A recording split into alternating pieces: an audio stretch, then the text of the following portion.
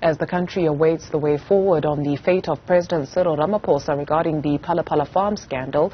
The National Working Committee of the party will meet and discuss to thoroughly go through the Section 89 panel report. Ramaphosa is expected to appear before the decision-making body tomorrow.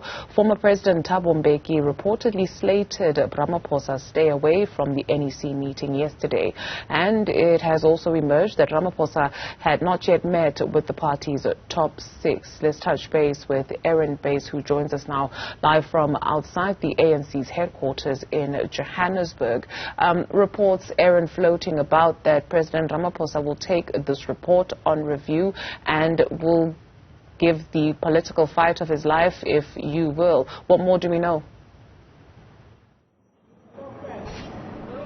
Yes, Dudu, that's right. And of course, when it comes to the legal aspects of that report, there is a low bar in terms of rationality. Was the panel led by former Chief Justice Sandile Ngcobo rational in the outcomes that it reached? That's a low legal bar. The high legal bar is the procedural bar. That is, did the panel consider everything before it properly? Did it include the relevant information? Did it exclude the irrelevant information? And how did it handle those submissions, including the answer from the head of state? Let's listen to what former public protector, now law professor at Stellenbosch University, Advocate Thuli Madonsela, had to say on this score. My view is that evidence is information that has been tested and found to hold on its own, and or at least sufficiently authenticated. And I don't think it's just any evidence. It's any information. In other words, from the information that you've been given, you then supposed to authenticate that information and test it. Only when you've tested all of the information that we're given and found that part of that information that has weight to be regarded as evidence, do you pass it through?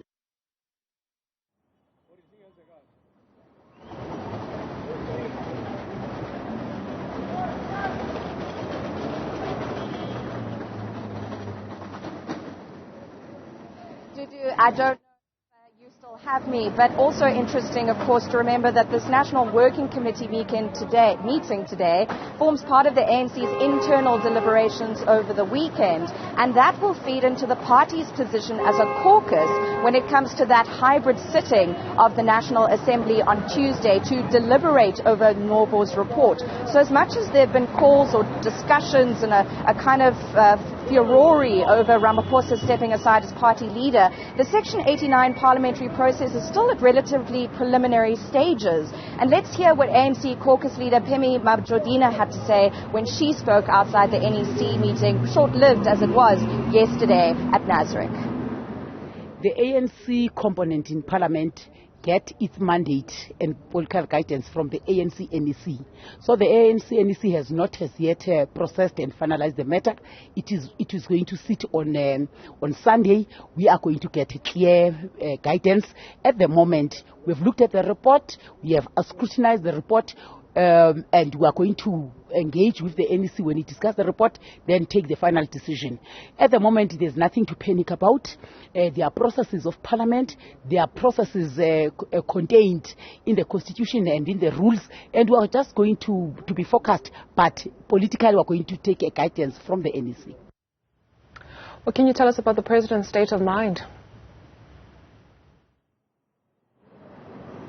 Yes, so from what I've heard from sources who are privy to some of those consultations the President has been making throughout the course of the week since that report was filed by Ngcobo with Parliament Speaker on Wednesday morning and then released publicly on Wednesday evening, he really was on the brink. He was on the precipice, the edge of the cliff, ready to jump out of his political career on a point of principle is what they're saying, that he's aware that there's this cloud hanging over his head, that he cannot in good conscience stand as leader of the party.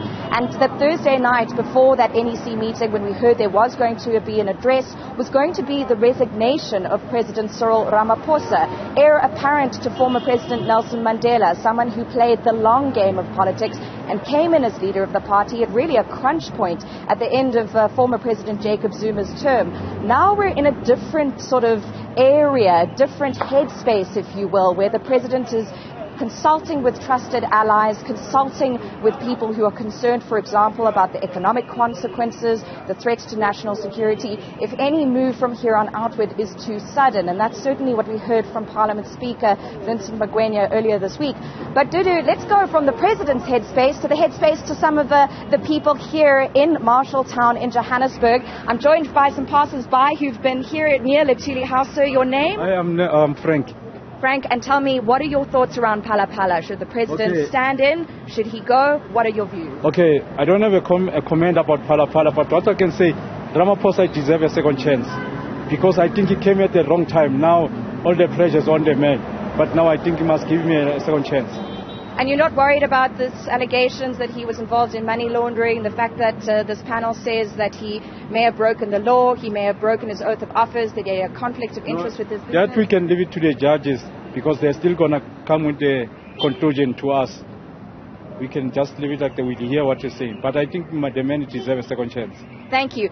One other person who's been waiting, just quickly, sir, your views on Phala Phala and President Cyril Ramaphosa. Thank you very much. My name is Abel Novella from Dobsonville. But it's only one thing I know. Everybody do the mistake, but it's only to give him a last chance to rule. I say the president must come back again for 5 years. Interesting to hear that, Dudu. That's certainly the view amongst people. Amongst people in Chiawelo, of course, that is the president's ANC home base, so no surprises that people there are still backing him. That's the view of two people here in town. Of course, there are many more, and we'll see if we can canvass some other views amongst the public throughout the morning. Back to you. Erin Bates, thank you very much for that update.